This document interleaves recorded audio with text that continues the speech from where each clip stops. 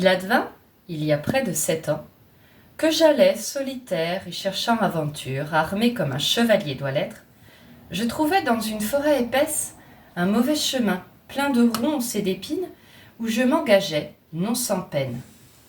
Je chevauchais ainsi tout le jour entier, ou à peu près, tant que je sortis de la forêt qui se nomme Brocéliande. Et alors, j'entrai dans une lande. À une demi-lieue galloise environ, j'aperçus une bretèche, un château. Je m'y dirigeais au trot. Je vis l'enceinte et le fossé qui en faisait le tour et qui était large et profond. Sur le pont se tenait le possesseur de la forteresse qui portait un autour, c'est un oiseau, un rapace utilisé pour la chasse, sur le pont. Je ne l'avais pas encore salué quand il vient me prendre à l'étrier et me pria de descendre. Je descendis, je n'avais pas autre chose à faire, car j'avais besoin d'un hôtel. Il me répéta plusieurs fois, tout d'un trait, qu'il bénissait le hasard qui m'avait conduit à sa demeure. Alors nous passâmes la porte et entrâmes dans la cour au milieu de laquelle pendait un disque de cuivre. Le vavasseur, à qui Dieu rende joie et honneur pour l'hospitalité qu'il me donna cette nuit, prit un marteau qui était pendu à un poteau et en frappa le disque. À ce signal, les gens enfermés dans le château descendirent dans la cour, plusieurs prirent mon cheval que tenait le bon vavasseur. Cependant, accourait à moi une pucelle belle et avenante. Où est la pucelle belle et avenante? Voilà. Elle me désarma, fort adroitement, puis elle m'affubla d'un court manteau d'écarlate couleur de paon et fourré de vert. Tout s'était retiré, de sorte que nous restâmes seuls, ce qui me plut fort. Elle me fit asseoir dans un très joli préau clos, de murs bas à la ronde. Je la trouvais si bien élevée, et si bien parlante et instruite, et si charmante d'aspect et de manière, que sa compagnie me fut délicieuse, et je n'aurais voulu la quitter pour rien au monde. Mais le vavasseur vint nous déranger et nous chercher, quand ce fut l'heure du souper. J'obéis donc. Je ne vous dirai rien du repas qui fut excellent, puisque la pucelle était assise en face de moi. En gros, il s'en fiche complètement de ce qu'il a mangé. Il était tellement heureux de voir cette jeune demoiselle en face de lui. Attention, le château s'effondre. Après souper, le vavasseur me dit qu'il ne savait depuis combien de temps il hébergeait des chevaliers errants qui allaient chercher aventure. Mais il avait tant reçu chez lui, mon Dieu, ce château. Il me pria aussi de repasser à mon retour si je pouvais. Je lui en donnai l'assurance, car c'eût été malhonnête de les conduire, de lui dire non. C'était le moins que je puisse faire. Je fus très bien logé la nuit. Mon cheval fut sellé dès la pointe du jour, suivant ma recommandation. Enfin, je dis adieu à mon bon hôte et à sa chère fille et pris congé d'eux. C'est-à-dire leur dire au revoir. À peine m'étais-je éloigné du château que je rencontrais, dispersés dans un essart, des taureaux sauvages. Bon, alors nous, on n'en a qu'un, c'est déjà pas mal, qui combattaient entre eux de façon si farouche et faisaient un bruit si terrible que, pour vous dire la vérité, je reculais de peur. Je vis alors, assis sur une souche, une grande massue à la main, un vilain, c'est-à-dire un paysan, ressemblant à un Maure, c'est-à-dire un sarrasin, c'est-à-dire un homme qui vient d'Afrique du Nord, lequel était si fort et si hideux, si laid, qu'on ne pourrait le dire. Je m'approchai de cet être horrible.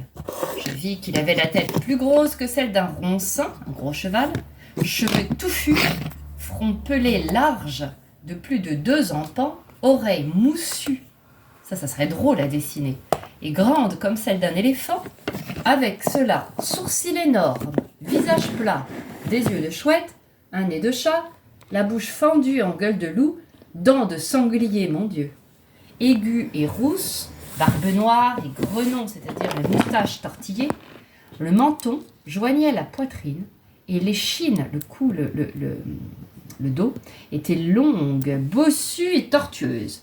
Il était appuyé sur sa massue et vêtu d'un accoutrement étrange qui n'était ni de toile ni de laine, mais de 2 cuirs de bœuf attachés à son cou.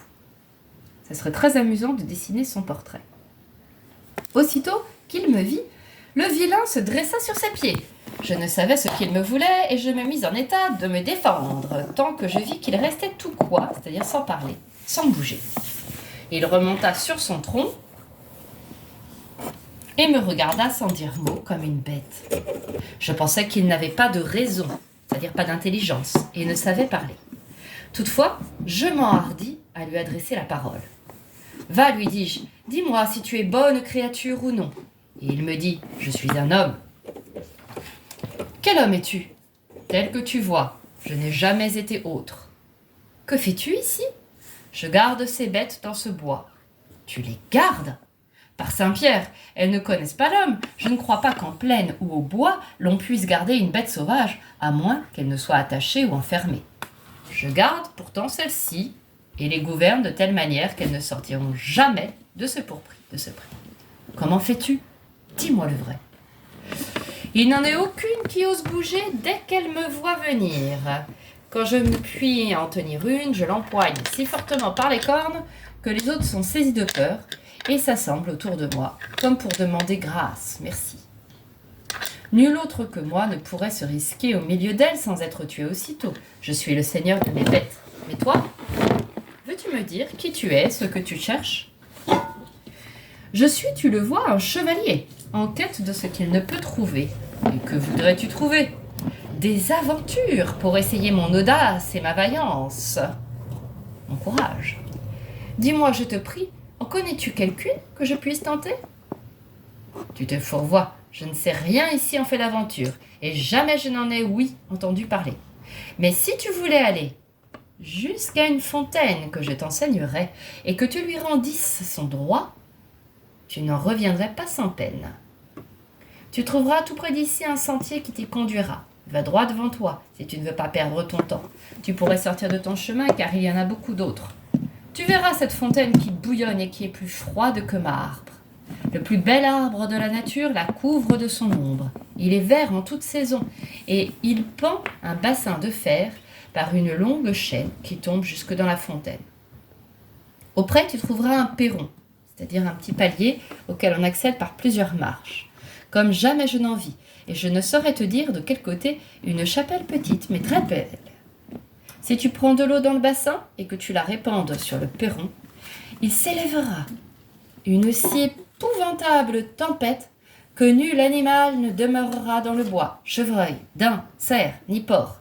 Les oiseaux même fuiront à tire-d'aile, car tu verras foudroyer, venter, tonner et pleuvoir, et les arbres fendus tomber sous les éclairs, et si tu veux échapper sans encombre, sans problème, tu auras une chance que jamais chevalier n'a eue. Je quittai là-dessus le vilain qui m'avait montré ma voie.